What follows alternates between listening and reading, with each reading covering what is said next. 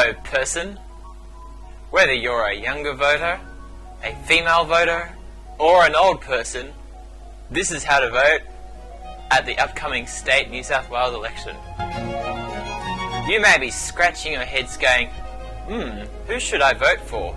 Or you're a silly young person and you never voted before, and which party should I choose? There are so many parties, like 7 parties here, and they're all the same, and they all have old white men at the helms. Well, don't worry. I'm here to tell you who you should vote for. At this upcoming election, I have identified 3 issues which matter to voters. They are our housing policy, our transport policies, and our education policies. They are by no means the only policies and issues that matter to voters, but they are the 3 areas that I have identified that I think matter the most, and will discern which party you should vote for. Our housing policies. There's a clear problem in New South Wales with our houses. People cannot friggin' buy houses. Why is the average age to buy a house 40? It is absurd and ridiculous. People should be able to buy a house in their mid-20s, not when they are 40. Let's see what the party's solutions are. I have grouped the parties into 2 groups. There's the main parties and the minor parties. The main parties are the parties that will usually form government or wield significant influence in making decisions. So let's start from the right first. So you have Labor, the centre-left party, but honestly from a impartial opinion, they are more of a moderate party. Their policies are abolishing stamp duty for home buyers, appointing a rental commissioner, and to streamline the rental bonds process. All good policies that probably will make a difference and don't sway the vote that much. The Liberal National Party is the current party in government. So if you're unhappy with the government, they're the party that have been making the decisions. And guess what their policy is? They don't have a policy. So, maybe don't vote for them at the current election until they find a policy. The third major party are the Greens. Now, they don't ever form government, but they have formed coalition governments with Labor in the past, and they wield significant influence. Usually they are the 3rd largest party, and they always poll at about 10%. The Greens policies are an immediate introduction to a rent freeze, a minimum standards in rental accommodation. They want renters to have pets. They want to ban the sale of public housing, so that's the housing that's owned by the government, and an extreme wealth property tax, which I'm not sure how that will work, but it will basically tax people with extreme wealth and property. The next list are the minor parties' policies. Now, the minor parties are not as important as the major parties because you have to consider that they never form government. So they never have to be accountable to the electorate. They can make a promise and don't need to tell you how they do it because they simply probably will never get elected. That doesn't mean you should ignore them because you need to know which of these minor parties are really not worth voting for, whether they have either dangerous or policies that don't align with you at all. So this is why you need to be informed. So the 4 minor parties that I've identified are the Sustainable Australia Party, the United Australia Party, the Shooters, Fishers and Farmers Party, and Pauline Hanson's One Nation. So the Sustainable Australia Party is a very interesting party. They have quite a few policies tackling the housing issues. They want to abolish negative gearing on the taxable Australian property. They want to stabilise Australia's population size, which could be seen as quite a protectionist policy if you ask me, so it might not appeal to everybody. They want to ban further foreign ownership by 25% of Australian housing and commercial property assets. And they want longer renter eviction notices. So actually quite similar to the Labor Party policies, but also some sort of anti-immigration policies there as well. So quite a mixed bag if you ask me. The United Australia Party also has a proposed policy to tackle housing. They will introduce a maximum interest rate for all home loans of 3%. Now, that's okay. They haven't stated how and the ramifications of that, so that you have to take that with a pinch of salt. And the first $30,000 paid on first home loans is tax deductible. That actually sounds like a lot, but it's not a huge amount. So you need to be made aware that that's not a huge policy. The other things to be made aware of, like the Liberal Party, Shooters, Fishers and Farmers and Pauline Hanson's One Nation don't have a housing policy.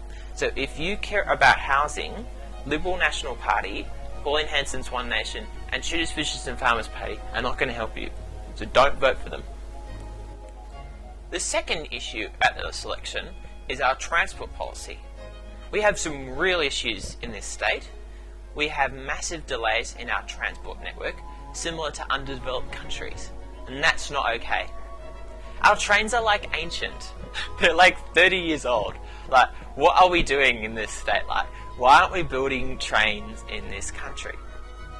Some areas of the state also have dreadful networks. Why does it take 3 buses and 2 trains to get to the city?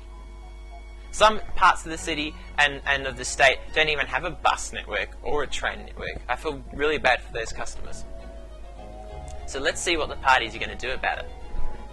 The main party's issues are as follows. Labor is going to make sure all new public transport is made in Australia. Very good policy. Stop selling our motorways to private companies. That's probably going to fix the loophole that the current government is doing with their motorway, selling it off and then losing their taxes from it. The $60 weekly toll cap, though, I have to admit, is one of their strongest policies because we pay the most tolls in Australia and in the Southern Hemisphere, which is ridiculous. The Liberal Party, they have a policy, but it's more like, oh, we're doing this and that, woohoo. But nothing, what are they going to bring to this election and do from here?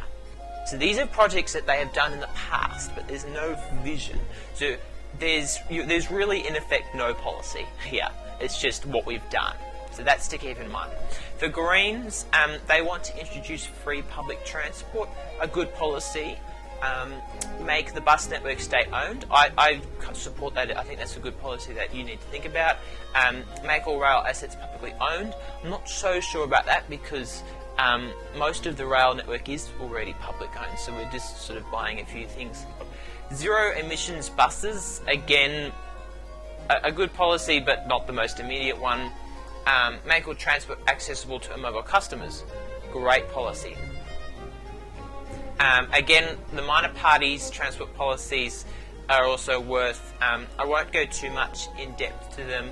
It is important to recommend that United Australia Party and Pauline Hanson's One Nation don't have policies, but the other 2 parties sort of gloss over them. Choose Fisher's more rural, Sustainable Australia Party kind of giving these promises but not telling you how to do them. Education in the state, I think, is also another issue. We've got some clear issues that we need to tackle. Education is still not free. There's quite a few extra costs in education for parents, and we have a massive teacher shortage, so we need to see what the parties are going to do about it.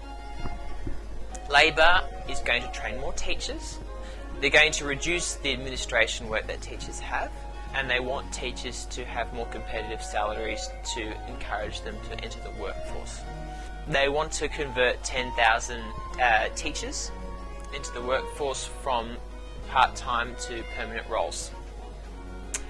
They want to fully fund TAFE, and they also want to ban phones at schools, which is a controversial policy, but it could yield results depending on the reports that they publish.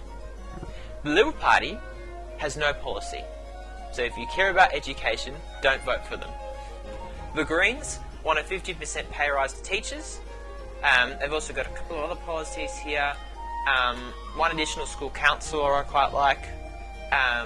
Again, the wipe student debt's a bit like they haven't told us how they're going to do that. So as a young person, you know, who knows what they're going to do to achieve that, and it could have ramifications for you later. So you need to bear that in mind. The minor parties, they actually have all policies for education. Sustainable Australia, they want to have free TAFE as well, so if you like TAFE, them and Labor have good policies. United Australia Party, $20 billion into the education system. Where's that money going? Like, where's it going? So, again, a bit of a strange one. Shooters, Fishers and Farmers, they've got policies for rural people. So if you live in a rural area, they've got educated policies that will help you. They want agricultural studies to be maintained, and they want tradies to go out to the rural areas. So it's very good. One Nation, again, has an okay policy, but it might be a bit controversial to some. They want to clear up the curriculum and include greater weight on useful post-school content, which I agree with, rather than on social issues. That one might be a bit controversial because they haven't told us what exact social issues they plan to delete. I hope that's helpful, and I look forward to seeing how useful this video is.